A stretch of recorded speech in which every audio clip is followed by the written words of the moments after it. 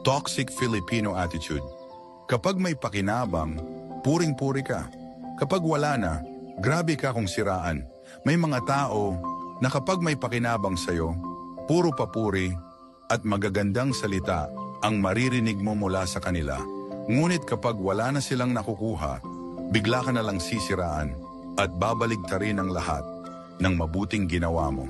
Isa itong nakakalason na ugali na nagpapakita ng kawalan ng tunay na respeto at malasakit.